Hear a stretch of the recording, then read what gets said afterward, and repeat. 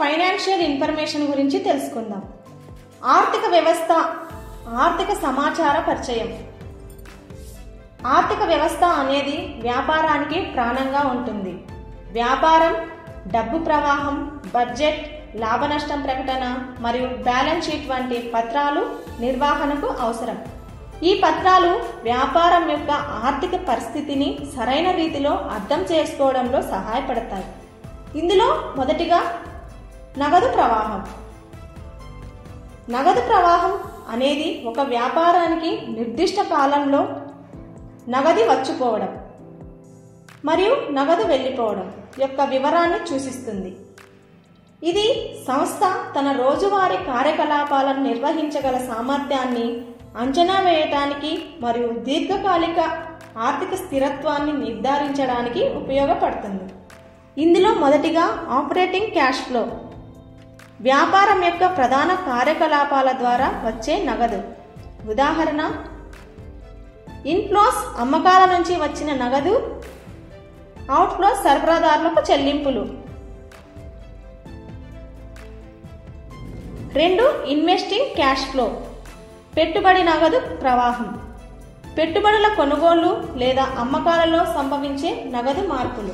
ఉదాహరణ, ఇన్ఫ్లోస్ ఆస్తుల అమ్మకం, పెట్టుబడుల రాబడులు.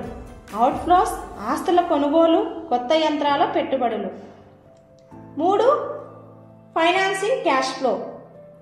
వ్యాపారం నిధులను సమీకరించడానికి లేదా వాటిని తిరిగి చెల్లించడానికి సంబంధించిన నగదు. ఉదాహరణ, ఇన్ఫ్లోస్ రుణాలు పొందడం, షేర్ల విక్రయం. అవుట్ఫ్లోస్ రుణాల చెల్లింపులు, డివిడెండ్లు చెల్లించడం. తక్షణ నగదు నిర్వహణ.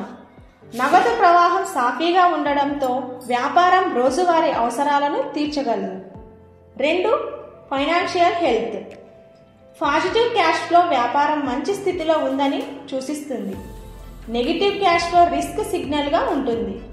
3. నిర్ణయాలు తీసుకోవడం. పెట్టుబడులు చేయడం, ఖర్చులను నియంత్రించడం లేదా అప్పు తీసుకోవాలా అనే అంశాల్లో సహాయపడుతుంది. 4. పెట్టుబడిదారుల నమ్మకం. క్యాష్ ఫ్లో స్థిరంగా ఉంటే పెట్టుబడిదారులు వ్యాపారంపై నమ్మకం ఉంచుతారు.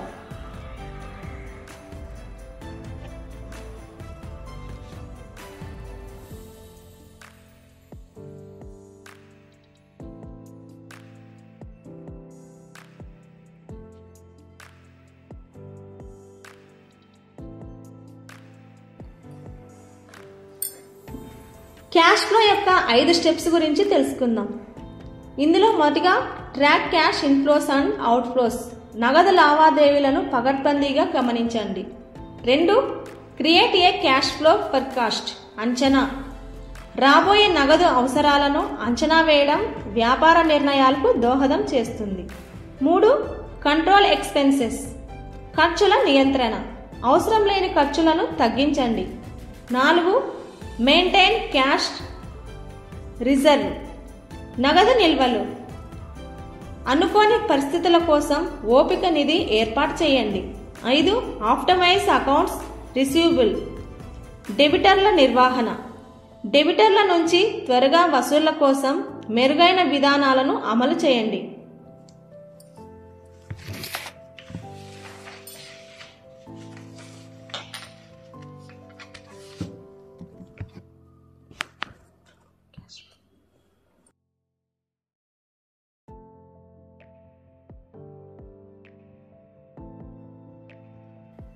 నగదు ప్రవాహాన్ని ఎలా మెరుగుపరచాలి అనే దాని గురించి 5 విషయాలను తెలుసుకుందాం.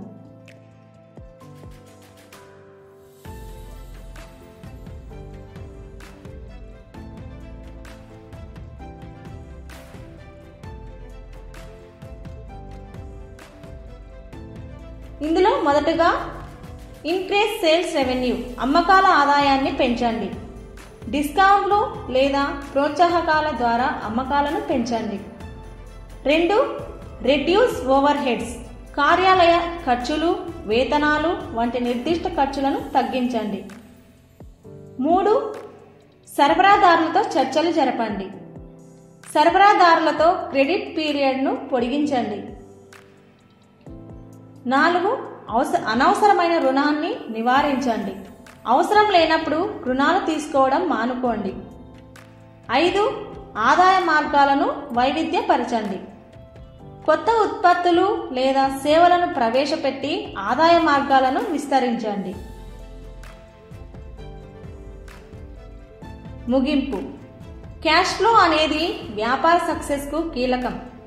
పాజిటివ్ క్యాష్ ఫ్లో ఉండే వ్యాపారాలు ఆర్థికంగా బలంగా ఉండి పెట్టుబడులు చేయడంలో మరియు వృద్ధి సాధించడంలో ముందంజలో ఉంటాయి.